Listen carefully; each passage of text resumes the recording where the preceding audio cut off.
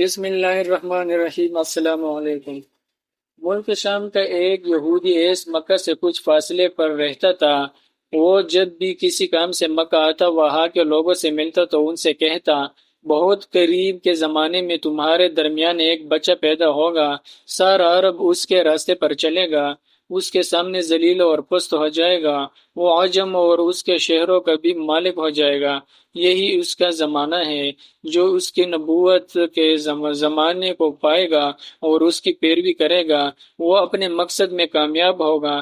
جس خیر اور بھلائی کی وہ امید کرتا ہے، وہ اس کو حاصل ہوگی، اور جو شخص اس کی نبوت کا زمانہ پائے گا مگر اس کی مخالفت کرے گا، وہ اپنے مقصد اور آرزو میں ناکام ہوگا۔ مکہ معظمہ میں جو بھی بچہ پیدا ہوتا، وہ یہودی اس بچے کے بارے میں تحقیق کرتا اور کہتا، ابھی وہ بچہ پیدا نہیں ہوا۔ آخر جب نبی کریم صلی اللہ علیہ وسلم اس دنیا میں تشریف لائے تو عبد المطلب اپنے گھر سے نکل کر اس یہودی کے پاس پہنچے۔ اس کی عبادت گاہ کے دروازے پر پہنچ کر انہیں آواز دی۔ ایس نے پوچھا، کون ہے؟ انہوں نے اپنا نام بتایا۔ پھر اس سے پوچھا، تم اس بچے کے بارے میں کیا کہتے ہو؟ اس نے انہیں دیکھا، پھر بولا، ہاں تم ہی اس کے باپ ہو سکتے ہو۔ بے شک وہ بچہ پیدا ہو گیا ہے جس کے بارے میں نے تم لوگوں سے کہا کرتا تھا، وہ ستارہ آج طلوع ہو گیا ہے، جو اس بچے کی پیدائش کی علامت ہے، اور اس کی علامت یہ ہے کہ اس وقت اس بچے کو درد ہو رہا ہے۔ یہ تکلیف اس سے 3 دن رہے گی اور اس کے بعد یہ ٹھیک ہو جائے گا۔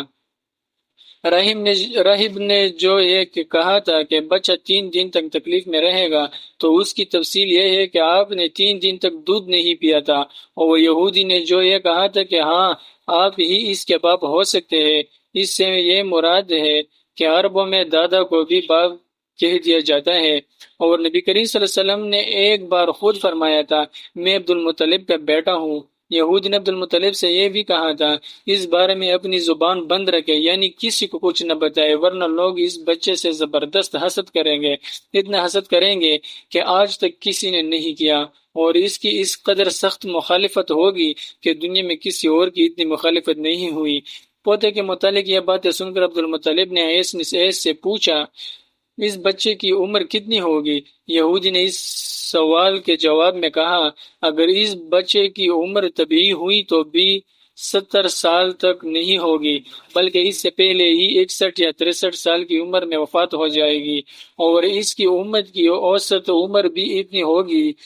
اس کی پیدائش کے وقت دنیا کے بت ٹوٹ کر جائے گی۔ یہ ساری علامات اس یہودی نے گزشتہ انبیاء کی پیش گوئی سے معلوم کی تھی، اور سب بالکل سچ ثابت ہوئی۔ قریش کے کچھ لوگ عمر بن نفیل اور عبداللہ بن حجش وغیرہ ایک بت کے پاس جایا کرتے تھے۔ یہ اس رات بھی اس کے پاس گئے جس رات آپ صلی اللہ علیہ وسلم کی پیدائش ہوئی۔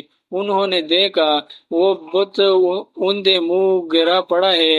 ان لوگوں کو یہ بات بری لگی، انہوں نے اس کو اٹھایا، سیدھا کر دیا، مگر وہ پھر گر گیا۔ انہوں نے پھر اس کو سیدھا کیا، وہ پھر الٹا ہو گیا۔ ان لوگوں کو بہت حیرت ہوئی، یہ بات بہت عجیب لگی۔ تب اس بت سے آواز نکلی، یہ ایک ایسے بچے کی پیدائش کی خبر ہے جس کے نور سے مشرق اور مغرب میں زمین کے تمام گوشے منور ہو گئے ہیں۔ بت سے نکلنے والی آواز نے انہیں اور زیادہ حیرت زدہ کر دیا۔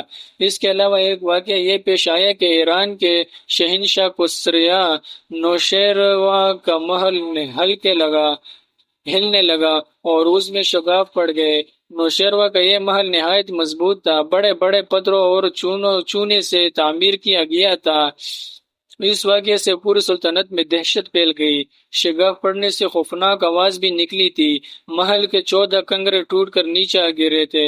آپ کی پیدائش پر ایک واقعہ یہ پیش آیا کہ فارس کے تمام آتش گدوں کی وہ آگ بجھ گئی جس کی وہ لوگ پوجا کرتے تھے اور اس کو بجھنے نہیں دیتے تھے، لیکن اس رات میں ایک ہی وقت میں تمام کے تمام آتش کدوں کی آگ آنن فانن بجھ گئی۔ آگ کے پوچھنے والوں میں رونا پیٹنا مچ گیا۔ کسریہ کو یہ تمام اطلاعات ملی تو اس نے ایک کاہن کو بلایا۔ اس نے اپنے محل میں شگاف پڑنے اور آتش کدوں کی آگ بجھنے کی واقعات اسے سنا کر پوچھا، آخر ایسا کیوں ہو رہا ہے؟ وہ کاہن خود تو جواب نہ دے سکا، تاہم اس نے کہا ان سوالات کے جوابات میرا ماموں دے سکتا ہے، اس کا نام ستی ہے۔ نوشیروان نے کہا ٹھیک ہے، تم جا کر ان سوالات کے جوابات لاؤ۔ وہ گیا، ستی سے ملا، اسے یہ واقعات سنائے۔ اس نے سن کر کہا ایک عصا والے نبی ظاہر ہوگے جو عرب اور شام پر جائیں گے، اور جو کچھ ہونے والا ہے ہو کر رہے گا۔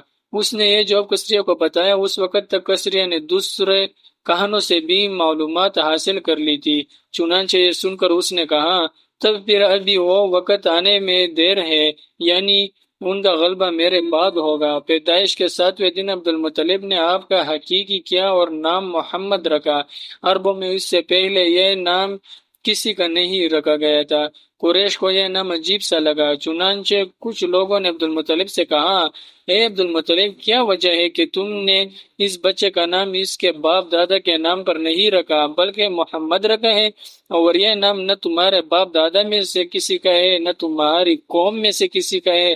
عبد المطلب نے انہیں جواب دیا میری تمنا ہے کہ آسمانوں میں اللہ تعالیٰ اس بچے کی تعریف فرمائے اور زمین پر لوگ اس کی تعریف کریں۔ محمد کے معنی ہے جس کی بہت زیادہ تعریف کی جائے۔ اس طرح والد کی طرف سے آپ کا نام احمد رکھا گیا۔ احمد نام بھی اس سے پہلے کسی کا نہیں رکھا گیا تھا۔ مطلب یہ کہ ان دونوں ناموں کی اللہ تعالیٰ نے حفاظت کی اور کوئی بھی یہ نام نہ رکھ سکا۔ احمد کا مطلب ہے اس سب سے زیادہ تعریف کرنے والا۔ علامہ سہیلی نے لکھا ہے آپ احمد پہلے ہیں اور محمد بعد میں، یعنی آپ کی تعریف دوسروں نے بعد میں کی۔ اس سے پہلے آپ کی شان یہ ہے کہ آپ اللہ تعالیٰ کی سب سے زیادہ حمد و ثنا کرنے والے ہیں۔ پرانی کتابوں میں آپ کا نام احمد ذکر کیا گیا ہے۔ اپنی والدہ کے بعد آپ نے سب سے پہلے صوبیہ کا دودھ پیا۔ صوبیہ نبی کریم صلی اللہ علیہ وسلم کے چچا ابو لہب کی باندھی تھی۔ ان کو ابو لہب نے آپ کی پیدائش کی خوشی میں آزاد کر دیا تھا۔ صوبیہ نے آپ کو چند دن تک دودھ پلایا۔ انہی دنوں صوبیہ کے ہاں اپنا بیٹا پیدا ہوا تھا۔ آپ کی والدہ نے آپ کو صرف 9 دن تک دودھ پلایا، ان کے بعد صوبیہ نے پلایا۔ پھر دودھ پلانے کی باری حضرت حلیمہ سعدیہ رضی اللہ عنہا کی آئی۔ حضرت حلیمہ سعدیہ رضی اللہ عنہا اپنی بستی سے روانہ ہوئی، ان کے ساتھ ان کا دودھ پیتا بچہ اور شوہر بھی تھے۔